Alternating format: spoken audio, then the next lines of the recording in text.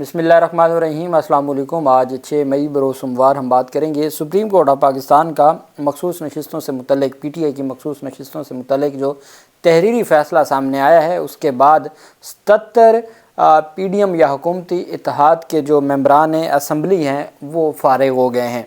उसकी तफसील मैं आपके साथ शेयर करूँगा और साथ हम बात करेंगे सुप्रीम कोर्ट ऑफ पाकिस्तान में आज एक अहम केस था और उसके ऊपर समाअत हुई है और जिसमें 2 चीज़ें थीं और वो फैज़ाबाद कमीशन के हवाले से उसकी जो तफसील है वो मैं आपके साथ शेयर करने जा रहा हूं कि सुप्रीम कोर्ट ऑफ पाकिस्तान ने उस मामले पर आज क्या फ़ैसला दिया है। चूँकि सुप्रीम कोर्ट के फ़ैसले को गैर मौसर करार दे दिया था इस पूरी का पूरा जो इंक्वायरी कमीशन या उसकी रिपोर्ट थी फैज़ाबाद धरना केस की, तो काजी फ़ाज़िसा साहब की सरबराही में 3 रुकनी बेंच था।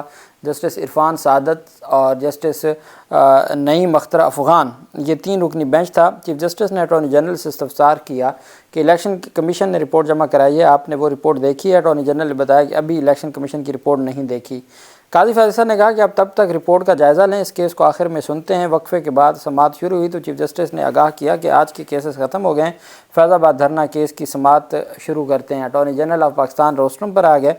उन्होंने बताया कि मैं बेंच नंबर 2 में मखसूस नशिस्तों से मुतल्लिक केस की समाअत में पेश होना है। चीफ जस्टिस ने अटॉर्नी जनरल को हदायत की कि आप वहाँ से फ़ारिग होकर हमें बता दें, फिर फैज़ाबाद केस पर समाअत करेंगे। समाअत जब दोबारा शुरू हुई तो इंक्वायरी कमीशन के सरबराह भी अदालत में मौजूद हैं। अटॉर्नी जनरल ने बताया अदालत के रिपोर्ट से मुतल्लिक कोई सवाल हो तो कमीशन के सरबराह से पूछा जा सकता है। चीफ जस्टिस ने फैज़ाबाद धरना कमीशन रिपोर्ट के गैर मुस्तनद होने पर बरहमी का इजहार किया। अटॉर्नी जनरल ने अदालत को बताया कि फैज़ हमीद ने कमीशन को बताया कि दहशतगर्दों की माली मुआवनत के मामलात देखना ISI की ज़िम्मेदारी नहीं है, जिस पर चीफ जस्टिस काजी फ़ाज़िसा ने इस्तफ़सार किया कि अगर उनकी ज़िम्मेदारी नहीं है तो भाई फिर ये किसकी ज़िम्मेदारी है। चीफ जस्टिस ने इस्तफ़सार किया कि ये किस तरह की रिपोर्ट कमीशन ने बनाई है, कमीशन के दीगर मेंबरान कहाँ हैं? एक पैराग्राफ में कह रहे हैं कि ISI की ज़िम्मेदारी नहीं, आगे पैराग्राफ में लिख रहे हैं कि TLP के माली मुआवनात के सबूत नहीं मिले। चीफ जस्टिस का कहना था कि पाकिस्तान को फैज़ाबाद धरने से कितने करोड़ नुकसानात हुए, फ़ैसला निकालें, मारो जलाओ घेराव करो चले जाओ, क्या ये तरीक़ेकार है? दौरान समाअत फैज़ाबाद धरना कमीशन मेंबरान में से कोई भी अदालत में पेश ना हुआ।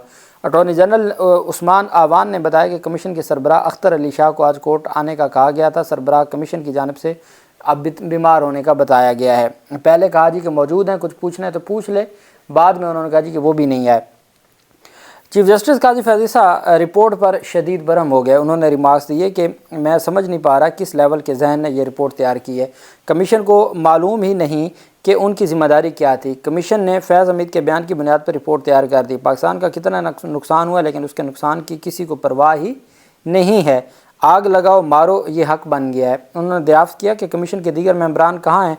चीफ जस्टिस ने रिमार्क दिया जो सबक नहीं सीखते उन्हें सबक सिखाया जाना चाहिए। एक तो चोरी फिर सीना जोरी, रियासत को अपनी रीट मनवाना पड़ेगी, लोगों की अमलाक को आग लगाएगी। इस बेचारे का तो कोई कसूर नहीं था, आग लगाने वाले को हीरो बनाकर तो ना पेश करें। उनका कहना था कि मुझे तो इंक्वायरी कमीशन की रिपोर्ट पर मायूसी हुई है, कहते हैं बस आगे बढ़ो, माजी से सीखे बगैर कैसे आगे जा सकते हैं? जो मामला जजेस का है उस पर कहा जाता है कि आगे बढ़ें और यहाँ फरमाया जा रहा है कि माजी से सीखे बगैर कैसे आगे जा सकते हैं? जब पाकिस्तान बना था बताएं कहीं किसी ने आग लगाई थी? यहाँ हर जगह बस आग लगा दो वाली बात है। जस्टिस इरफान सादत ने कहा कि कराची में छोटे से मामले पर किसी की मोटरसाइकिल रोक कर आग लगा दी जाती है, लामानी बातों पर आग लगा दी जाती है। चीफ जस्टिस ने कहा कि कमीशन कह रहा है कि पंजाब हुकूमत राना सनाउल्लाह चला रहे थे, वही ज़िम्मेदार हैं। हलफ की खिलाफ वर्जी किसने की ये नहीं बताया। कमीशन कैसे कह सकता है कि मुजाहिरीन को पंजाब में रोकना चाहिए था? पुरअमन एहतजाज हर शहरी का हक है, मुझे मालूम नहीं कमीशन को किस बात का खौफ था। इंक्वायरी कमीशन को लगता है पंजाब हुकूमत से कोई बुग़्ज़ है। किसकी हुकूमत थी? शहबाज शरीफ की। अटॉर्नी जनरल ने दलील दी कि कमीशन का सारा फोकस सिर्फ इस बात पे था कि पंजाब से इस्लामाबाद क्यों आने दिया। जस्टिस इरफान ने रिमार्क दिया कि कमीशन ने सारा नज़ला पंजाब हुकूमत पर गिराया। चीफ जस्टिस ने कहा कमीशन ने मुदाखलत ना करने पर सारी रिपोर्ट पंजाब हुकूमत के ख़िलाफ़ लिख कर दी है। उसके बाद चीफ जस्टिस काजी फ़ाज़िसा साहब ने उनका कहना था कि मान लेते हैं पत्थर भी पंजाब सरकार ने मारे थे, मान लेते हैं गाड़ियाँ भी पंजाब सरकार ने जलाई थी, इस वक्त पंजाब में किसकी हुकूमत थी? अटॉर्नी जनरल ने कहा उस वक्त मौजूदा वज़ीर आज़म शहबाज शरीफ की थी।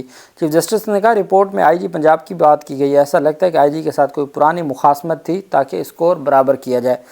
अब साथ पहले भी एक दफ़ा सुप्रीम कोर्ट ऑफ पाकिस्तान ने अपने फ़ैसले में ही 9 मई के जो वाक़यात का हवाला दे दिया था।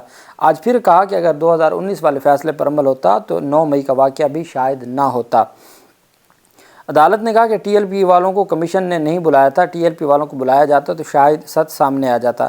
قاضی فیض صاحب نے کہا کہ آپ کو ہر صورت آئین اور قانون کو مد نظر رکھنا ہوگا اور ہر صورت جو چیزیں ان کو دیکھنا ہوگا۔ بلوچستان میں ISI کی رپورٹس پر لوگوں کے شناختی کارڈ بلاک کیے جاتے ہیں، یہ عدالت کے ریمارکس تھے، لیکن فیض حمید سے بیان لیتے وقت حلف نہیں لیا گیا۔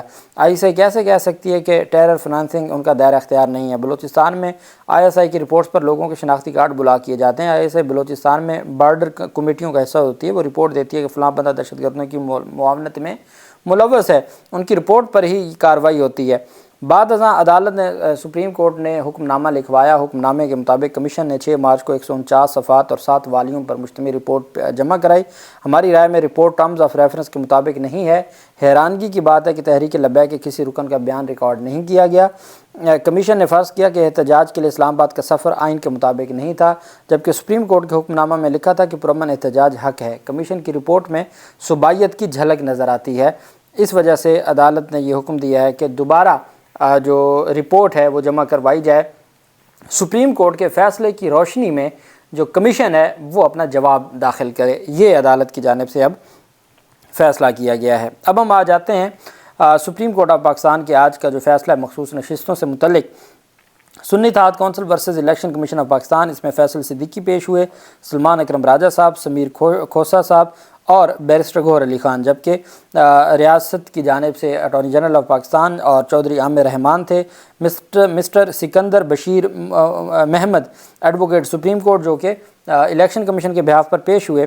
منصور علی شاہ صاحب نے یہ ججمنٹ لکھوائی ہے، اس میں پہلے تو جو موقف ہے سنی اتحاد کونسل کا وہ لکھوایا اور اس کے بعد جو الیکشن کمیشن کا موقف تھا وہ لکھوایا۔ عدالت نے جو ریلیونٹ پیراگراف ہے، The above questions of allocation of reserved seats in the national and provincial assemblies touch upon the foundational constitutional concept of a parliamentary democracy, that the voice of the electorate is truly reflected in the composition of the assemblies. کہ جو عوام ہے ان کی آواز کمپنیوں جو اسمبلیوں کی composition کے وقت عوام کی جو مینڈیٹ ہے وہ نظر آنا چاہیے۔ Democratic mandate necessitates that the allocation of reserved seats enhance the representativeness of the electorate in the assemblies. جو مخصوص نشستیں ہیں اس کا مطلب یہ ہوتا ہے کہ وہ جو الیکٹوریٹ ہیں، جو الیکٹ ہو کے آئے ہیں اور جو عوام کے نمائندے ہیں، ان کی تعداد بڑھانے کا مقصد ہوتا ہے تاکہ ان کی مزید تگڑی آواز ہو اسمبلی میں۔ And upholds the principles of fairness and transparency in the electoral process. اور مقصد کیا ہوتا ہے کہ جی الیکٹورل پروسیس میں ہر صورت شفافیت ہو اور جو صاف شفاف اور دھاندلی کے بغیر انتخابات ہوں۔ It is paramount to prioritize the integrity of the election so that parliament remains a true reflection of the will of the people. سب سے اہم بات سپریم کورٹ آف پاکستان نے کہا کہ اس کا مقصد صرف یہ ہوتا ہے کہ جو الیکشنز کی انٹیگریٹی ہے اس کو برقرار رکھا جا سکے، کیونکہ the parliament remains a true reflection of the will of the people, تاکہ جو پارلیمنٹ ہے وہ عوام کی ول کی واضح طور پر نظر آنا چاہیے کہ وہ عوام کی نمائندگی کرتی ہے، وہ عوام کی خواہشات کے مطابق عوام کی چوائس پر یہ پارلیمنٹ بنائی گئی ہے۔ اس وجہ سے سپریم کورٹ نے کہا یہ جو ریزرو سیٹیں ہیں یہ ان کا حق ہے جو عوام کی ول سے آئے ہیں، جن کو عوام نے مینڈیٹ دیا ہے، اس کے بغیر نہیں ہو سکتا۔ Therefore, leave to appeal is granted to consider amongst others the said questions. The appeals are to be posted for hearing on 3/6/2024 کے لیے اپیلوں کو سماعت کے لیے مقرر کیا جاتا ہے۔ The appeal arising of these petitions will be heard on the basis of available record. اب تک جو عدالت نے کہا کہ ہمارے پاس اویلیبل ریکارڈ تھا اس کے مطابق ہم نے سنا ہے، باقی اگر کوئی مزید ڈاکومنٹس جمع کروانا چاہتا ہے وہ بھی کروا دے۔ نوٹس جاری کیا جاتا ہے تمام صوبوں کے ایڈوکیٹ جنرلز کو بھی نوٹس کر دیا، اور اس کا مطلب ہے صوبائی اسمبلیوں میں بھی جو سیٹیں الوکیٹ ہوئیں وہ بھی گئیں، اور قومی اسمبلی کے لیے اٹارنی جنرل آف پاکستان کو 27/1 کا نوٹس جاری کر دیا۔ Notice for the same date. In the meanwhile operation of the impugned judgment of the Peshawar High Court dated 25/3/2024 as well as the order of the Election Commission of Pakistan dated 1 March 2024 is suspended۔ اچھا، operation سے مراد یہ ہوتا ہے کہ 1 مارچ کے فیصلے سے یہ تمام مخصوص نشستوں پر نوٹیفیکیشن ہوئے۔ اب جب وہ آپریشن سسپینڈ ہو گیا، آپریشن سے مراد اس پر عمل درآمد سسپینڈ ہو گیا، تو مطلب یہ ہے کہ وہ تمام کے تمام مخصوص نشستیں جن کو دی گئی تھیں 77 حکومتی اتحاد کو، وہ تمام کی تمام سسپینڈ ہو گئیں۔ سپریم کورٹ نے جب آپریشن آپریشن سسپینڈ کر دیا 1 مارچ 2024 کا الیکشن کمیشن کے اس فیصلے کا جس کی بنیاد پر تمام جماعتوں میں یہ تقسیم ہوئی تھی، جب وہ آپریشن سسپینڈ ہو گیا تو اس کا مطلب یہ ہے کہ تمام 77 کی 77 جو سیٹیں جس میں 23 قومی اسمبلی کی اور باقی صوبائی ہیں وہ تمام کی تمام سسپینڈ ہو گئی۔ The Election Commission of Pakistan dated 1/3/2024 is suspended. It is however clarified that this interim order relates to the disputed seats only. جو disputed seats ہیں یعنی 77 صرف اس سے متعلق ہوگا۔ The reserved seats allocated over and above the initially allocated reserved seats to the political parties کہ جو سیاسی جماعتوں کو ان کی اپنی ریزرو سیٹ سے الگ ہٹ کے مزید سیٹس دی گئی ہیں، یہ اس حد تک جو متنازع سیٹس ہیں اس حد تک یہ اسٹے آرڈر ہے۔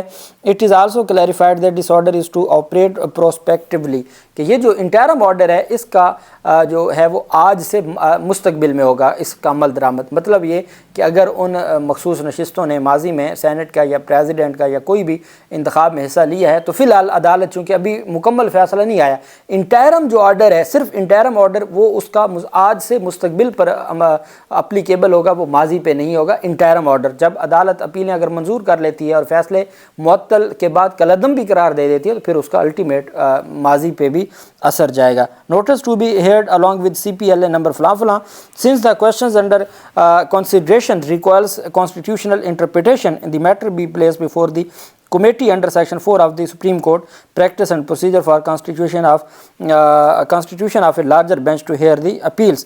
اب تینوں ججوں کا متفقہ فیصلہ ہے اور اس کو اپروو فار رپورٹنگ کیا ہے کہ اس کو رپورٹنگ کے لیے اپروو کیا جاتا ہے کہ جو ریزرو سیٹس ہیں وہ عوام کی منشا کے مطابق ہونی چاہیے، چونکہ جمہوریت میں صرف عوام کی منشا پریویل کرتی ہے۔ یہ جو جملے ہیں اس کو سپریم کورٹ نے فرما دیا ہے کہ یہ اس کو اپروو فار رپورٹنگ کیا جاتا ہے۔ اب آخر میں ایک بات میں آپ کو بتا دوں، ہمارے دوستوں کو پریشانی جو لاحق ہو رہی ہے کہ اگر 5 رکنی بینچ بنتا ہے تو وہ کوئی نیا بینچ نہ بن جائے، ایسا نہیں ہوگا۔ یہ 3 ججز تو موجود ہوں گے چونکہ ان کا آرڈر آ گیا۔ اب لارجر بینچ میں مزید 2 ججز کو ایڈ تو کیا جا سکتا ہے، ان کو ڈیلیٹ نہیں کیا جا سکتا۔ جب تک ان معزز ججز میں سے کوئی خود سماعت سے معذرت نہ کر لے تب تک یہ 3 ججز رہیں گے اور ساتھ 2 ججز مزید شامل کر کے 3 جون سے روزانہ کی بنیاد پر سماعت ہوگی۔ عدالت نے کہا ہے آپ اپنے اپنے تحریری جو بھی آپ کے پاس مواد ہے، ریکارڈ ہے، آپ جمع کروا دیں تاکہ عدالت اس کو پھر سماعت کے لیے جو سماعت کر کے روزانہ کی بنیادوں پر اس کو پھر مکمل طور پر ڈیسائیڈ کرے گی۔ یہ تحریری فیصلہ سامنے آیا ہے۔ اللہ پاک پاکستان کا حامی و ناصر ہو۔ بہت شکریہ۔ اللہ حافظ۔ پاکستان زندہ باد۔